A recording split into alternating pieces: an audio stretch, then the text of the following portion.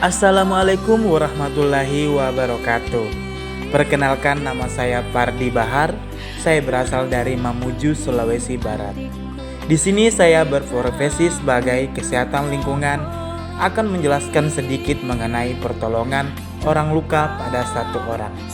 Nah, video ini untuk memenuhi tugas pembekalan Nusantara Sehat batch 18 2021. Pengangkutan orang luka oleh satu orang ada beberapa metode. Yang pertama yaitu menjulang. Metode menjulang ada beberapa poin. Yang pertama yaitu pengangkut jongkok menyisipkan tangannya di bawah ketiak penderita yang tidur terlentang. Poin yang kedua yaitu pengangkut mengangkat penderita lalu didudukkan di atas pahanya.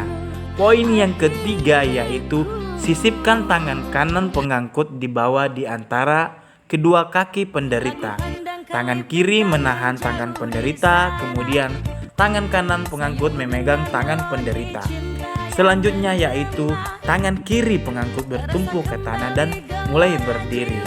Selanjutnya yaitu betulkan letak penderita dan usahakan tulang kemaluan penderita terletak di pundak penolong. Selanjutnya yaitu mulailah berjalan. Nah, metode menjulang ini memiliki beberapa keuntungan. Yang pertama yaitu 1. Dapat digunakan untuk mengangkut korban sadar maupun tidak sadar. Yang kedua yaitu prosedur pengangkutan sederhana sehingga dapat digunakan secara cepat. Selain memiliki keuntungan, metode ini juga memiliki kerugian. Yang pertama yaitu jarak tempuh terbatas sampai dengan 300 meter. Yang kedua yaitu rawan cedera bagi pengangkut terutama pada medan yang tidak rata.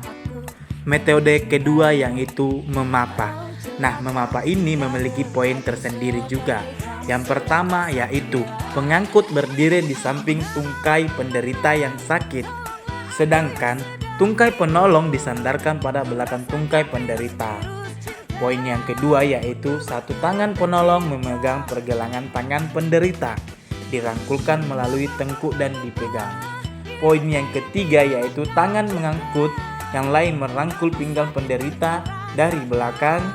Poin keempat yaitu kemudian penderita disuruh berjalan, menolong mengikuti, tidak boleh mendahului. Dalam metode memapah ini memiliki keuntungan dan kerugian. Keuntungan yaitu pertama, prosedur pengangkutan sederhana sehingga dapat digunakan secara cepat dan tepat. Yang kedua yaitu jarak tempuh relatif jauh sesuai kemampuan korban. Nah, selain keuntungan, kerugiannya juga ada, yaitu tidak dapat digunakan untuk pegangan hutan korban tidak sadar atau terlalu lemah. Nah, metode yang ketiga yaitu membopong. Nah, membopong ini memiliki beberapa ikon-ikon tersendiri. Yang pertama yaitu penderita didudukkan di atas paha penolong. Yang kedua yaitu tangan penolong di bawah kedua paha penderita, sedang tangan yang lain merangkul di belakang punggung penderita. Yang ketiga yaitu penderita merangkul penolong. Nah, yang keempat, penolong berdiri perlahan-lahan. Nah, metode membopong ini memiliki keuntungan dan kerugian juga. Keuntungan dari metode ini yang pertama itu dapat digunakan untuk mengangkut korban sadar maupun tidak sadar.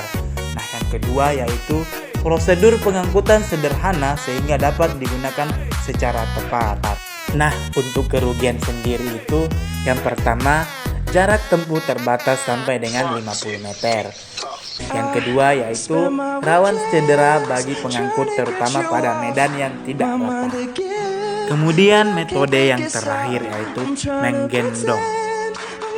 Cara menggendong ini dilakukan terhadap penderita yang sadar dan kuat untuk memegang pengangkut. Tidak ada luka di bagian dan tidak ada di patah tulang. Selain itu, metode penggendong ini memiliki keuntungan dan kerugian. Nah, keuntungan yang pertama yaitu dapat digunakan untuk mengangkut korban sadar maupun tidak sadar. Nah, yang kedua yaitu jarak tempuh relatif jauh sampai dengan 300 meter. Nah, untuk kerugian tersendiri yaitu rawan cedera bagi pengangkut terutama pada medan yang tidak rata. Nah, itulah tadi video yang singkat yang saya buat. Semoga bermanfaat. Sampai ketemu di video selanjutnya.